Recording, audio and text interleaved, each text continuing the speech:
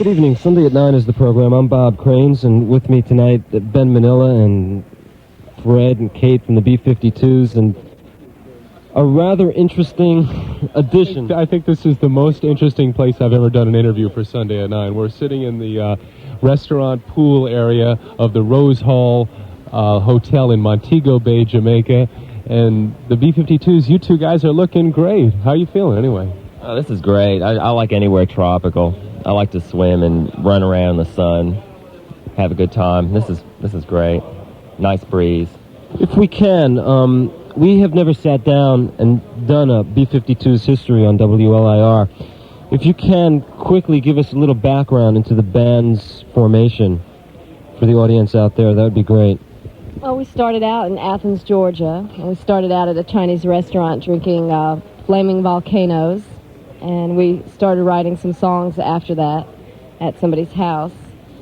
And we put together a set and we played at somebody's party, then we played at another party, and then there were a string of parties after that. And then we went to New York City to make it big. I have two questions. That was when you cut the first single, right? Which was Rock Lobsters and 52 Girls. Was the B? We went up there before we cut the single, didn't we? Before we cut the single, someone said you should go to New York because you sound at least as good as some of the bands they heard there. So we just all packed up in a station wagon and drove up and played Max's on a Monday night in December, and then we all just got back in our station wagon to go home because we thought, well, that's it. We played Max's Kansas City, and we were, then someone said, well, why don't you see if they want you to come back? And so we didn't know what to do, so we sent somebody to ask, and they said sure. So we went back, and then we started playing around up in New York. And after that, things just got better and better, I guess. I'm curious, you mentioned that the club that you played, the Volcanoes, or whatever, the party, is that where Lava comes from, the song Lava? No, we drank at a Chinese restaurant and had flaming volcanoes. Lava came from encyclopedia. We were looking for song titles, and I looked in an encyclopedia, and it went to Volcano, so I thought maybe that would be a good title idea, and we just jammed on it. And We looked under L. Volcano. This is Sunday at 9. You're tuned to WLIR, the station that dares to be different, and we're talking with the B-52's in a rather secluded part of a hotel in Montego Bay, Jamaica. I'm Bob Cranes, and Ben Manilla is with me. We were driving over here, and Chris Blackwell's name came up.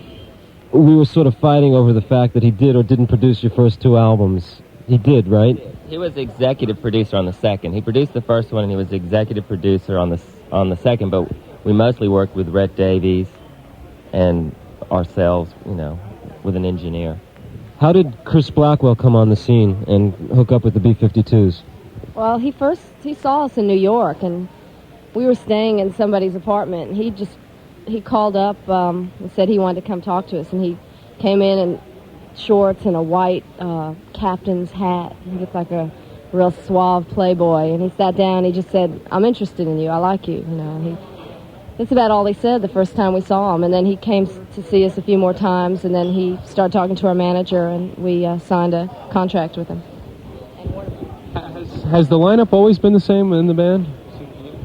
Yes, except for about 16 men and women we had to let go when we were in Neptune.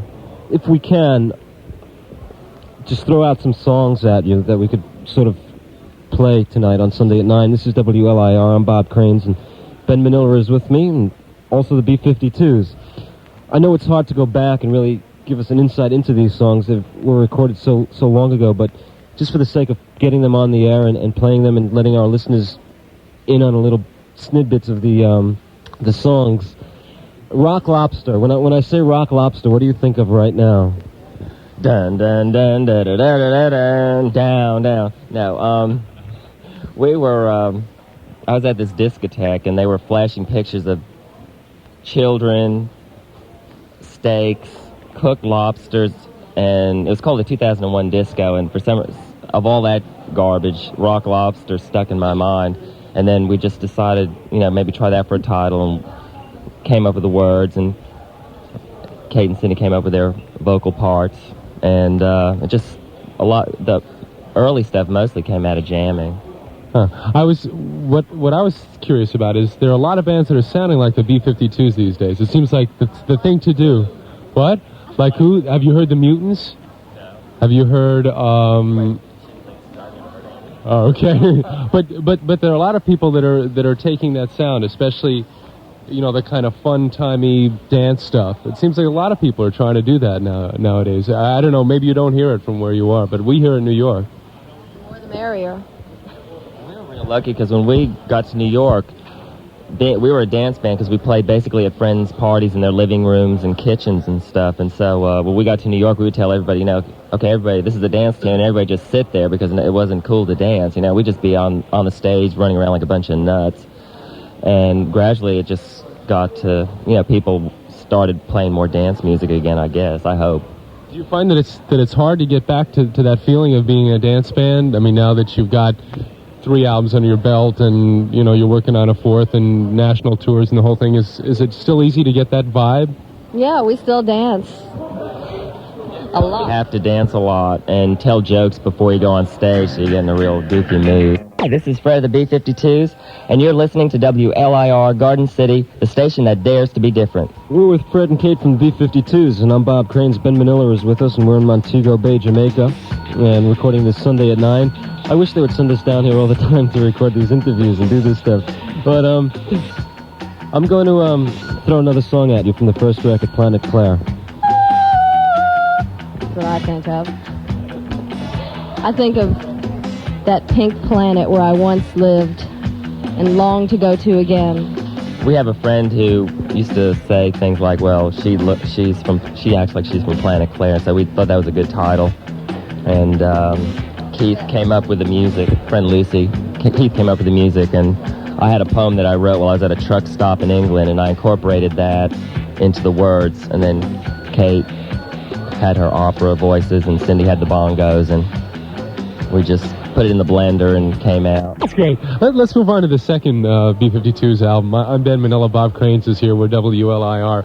How did it feel to go back into the studio to record that second album? Because the first album hit a real chord in the country. There were a lot of people that were really into it, and a lot of people that were turned off by it. Rock Lobster, what is this? How can you... I mean, I can remember getting a lot of negative feedback from playing those songs on the radio. What was it like? What was it like trying to get that second album? Well, we still get some negative feedback. We were here the other night just having dinner. We were dressed up and everything, and this group of Texans in white patent leather shoes were upstairs, and they said, our horn player overheard them, and they said, "Boy, that's an odd bunch of ducks at that table." But no, it was great. We were excited. We had all the songs ready, and we worked with Rhett Davies, and I think he got a really good sound, and people seemed to like the second album as much as the first. Most of the songs had already been written for the first album, and half of or 2/3 of the songs on the second album had also been written before, and we'd performed them and worked them out. So it was after the second album, really, that we started writing songs just that we hadn't performed previously, Party Out of Bounds. That's such a great party. That's such a great song. Surprise! I mean, the whole thing, like breaking in on someone. Was that spontaneous, or had that been like worked out long in advance, or was that a jam tune? Or it was a jam. I had this book on social etiquette for teenagers and what to do and what not to do, and I just copied out a bunch of stuff from that, and then we all just jammed on ideas from that and just threw in ideas of our own. We all just worked on it, and it's one of those things where we jam for 2 hours and then trim it down to 6 minutes or whatever. And jam, but we used to do that a lot, knock on people's doors. They were afraid that we'd come to their parties and start throwing marshmallows or It's all karma, though, because now we have parties, people do the same thing, drives us nuts, so we just get it all back. I'm Bob Cranes, and Ben Manilla is with me. We're talking about the second record, and Ben just threw Party Out of Bounds at you, and I'm going to throw Quiche Lorraine. Yeah, let's throw that one. Splat. I was in a funny mood once a long time ago, and I just came out with this recitation off the top of my head called Quiche Lorraine, and quickly shelved it. And then for the second album, Keith and Ricky found some music that just happened to go with the recitation of Quiche Lorraine, and so we built onto that. And original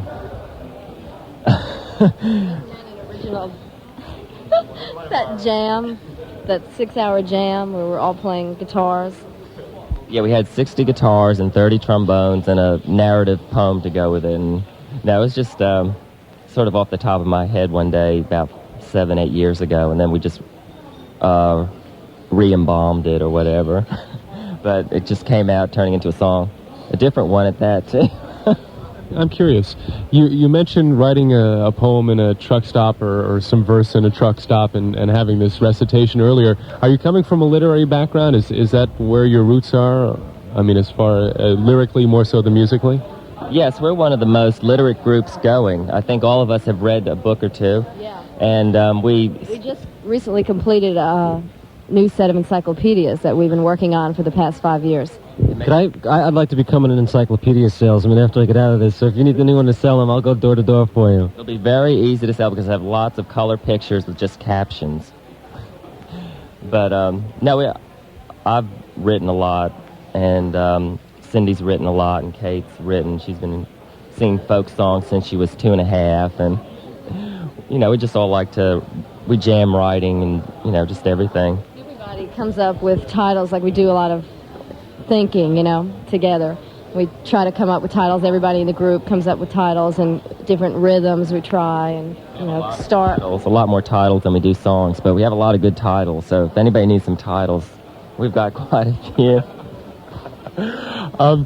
Let's talk about another song on the second B-52's album. We're WLIR 92.7. The song Private Idaho, that is an internal pun within itself, and there's just this whole stream of puns that runs through it lyrically. But it's also a lot of fun, the song, and it seems to be the song from the second album that was picked up by most commercial rock radio stations. Were you happy with that, or are you still happy with that song? Well, being so sophisticated, we were very pleased that it came out as the way it did. But we had a title, you know, You're Living in Your Own Private Idaho, and then we all jammed on that. Everybody came up with different sections. We jammed for a long time, and it's one of those songs that explores your psyche, you know, that glass box you can't get out of. So, you know, you have to find the right doorknob.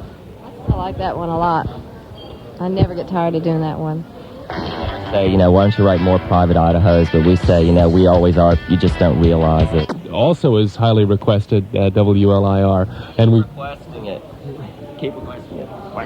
Well, whose idea was that anyway, and where did that come from? Go ahead, Kate. I don't know who originally thought of the idea, but it was produced by done by Stephen Stanley, who's going to be our producer for this next album. So he also got Ralph Carney, who's playing with us, horns now. He got him to come down to the Bahamas and add some horns, and that's how it originated. So I'm curious, were you involved with it in the studio at all, or did someone else just take the tapes and do that with it? No, we had heard some of the mixes that Stephen Stanley did, and we liked them. And then they just took it from there. We didn't have anything to do with it, really, except just approving it. Yeah. Surprised as anybody, but we were real happily surprised. Yes, real energizing mix. We've adopted some of the arrangements, like Party Out of Bounds and Give Me Back My Man. We do those party mix arrangements live. Man, that's real powerful. But it's funny now that Martin Rush and the Human League have had such success with the League Unlimited Orchestra, and they're taking the tapes. Are you familiar with that? Well, they took the basic tracks of the Human League album Dare and remixed it very similar to the Party Mix album, and it turned into a top 20 LP for them, top 10 in England and top 20 in the States. Our orchestra, we have this 50 female tuba players and one guy on bass drum, and they're doing some amazing things with our music. They're living in their own private Idaho, I get this distinct impression. A high school band to do Rock Lobster, though. High school band would do a mix of our tunes, yeah.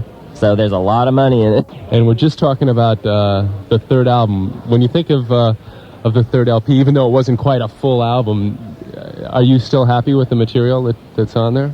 Yeah, I haven't listened to it since we've done it, but really? Yeah.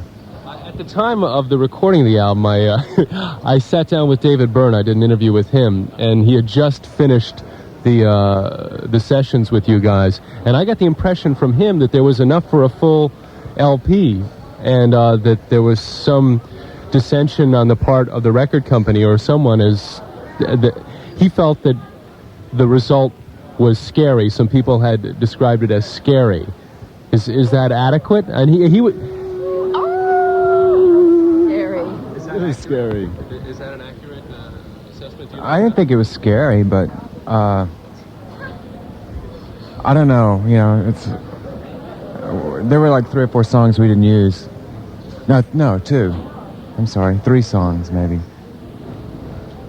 Did you get the feeling that maybe David was too much of a kindred spirit to be a producer for the B-52's? Not really. I like his work and his production and everything. I think it worked out really well. But I guess there was some disagreement over putting it out and this and that, which is a long, boring story. But so we just decided to do it as 6. But you know, as far as we were concerned, you know, David was great to work with and all that. Do you find it a little difficult to have a couple of different producers going from record to record and keep changing producers, or does it sort of keep you on your toes? I like having different producers. You know, it's something to look forward to. You know, just a new personality, each producer puts something different in. And it was really great working with David Byrne because he played as a musician, also did some parts on the album, although it was misinterpreted a lot. People felt like what we did, he sort of forced us to change, which wasn't true because we asked him to produce the album so he could add things that we wanted him to add, you know, and so we worked cooperatively with him, you know. So each producer we get because we want, you know, a certain element in the music. If I can say something, it's kind of a shame that Ricky's not here, because one thing that I thought was missing from the 3rd disc was that real twangy guitar that added so much to the first 2. And I thought that, I don't know, just from being outside, my impression was that maybe David's sort of frippy sound of guitar sort of seemed to be the direction that you were moving in rather than the twangy sound. If you hear us live, though, you'll notice everything's more up front. His guitar's more out front, everything. And people say there is a difference between hearing the new songs from the Mesopotamia album live than maybe on tape or on record. I guess it's a little more polished than people are used to hearing, but it all, you know, comes out strong, you know, on stage, which is something we always try to do. On this album, we went into the studio with some changes in sound, like, for instance, the guitar. It's one thing. We started using chorus echo and stuff like that on the guitar. So we went in with those sounds, and also he wasn't using the Mosrite guitar, which is the most twangy guitar, you know, he uses on Rock Lobster. And he's not using that so much, you know, in the newer material. So pretty much a lot of those sounds and things we had been working on a little bit ourselves before we went into the studio with David. Can we talk a little about sort of the backbone of the band, as long as we've got you? There's no bass player per se, and yet there's a full sound. I mean, it's a keyboard bass. Yeah, I know. So it is bass. It's there. I guess it's a little more invisible sounding. You don't hear it's not as percussive as a bass guitar. But in the early days, we didn't really even have that. We just Kate just played the bass. Yeah, just the bass range of the Farfisa, and really was not a bass. You know? Do you find that it's more fun, or do you like the added responsibility of being in a rhythm section and having that sort of more responsibility on what you're doing? Well, I kind of like having bass. Being a drummer, I like having the bass, because if it's not there, I feel, you know, I have to fill in a lot of the spaces, you know, the basses. But I don't know, I don't feel that so much now with the synthesizer we're using. There's plenty of bass, I think. This is WLIR. Sunday at 9 is the program. Bob Cranes with Ben Manilla and Keith, Fred, and Kate from the B-52's at Montego Bay, Jamaica. Having a great time, folks, recording this one. We're talking about the 3rd record, and Toss This Beat in the Garbage Can comes to mind. Well, that's an interesting song. I just wrote out the words for a song, Throw That Beat in the Garbage Can, and then Keith and Ricky had music, and we just put the 2 together and jammed on a little bit and added parts, but it just, like most things that I write, just came into my head. I don't know where it comes from, but you know, luckily it landed and stuck. But you know, basically, a lot of what I write is either from a title or just when I write something, it just comes into my head, and everybody writes like that, I guess.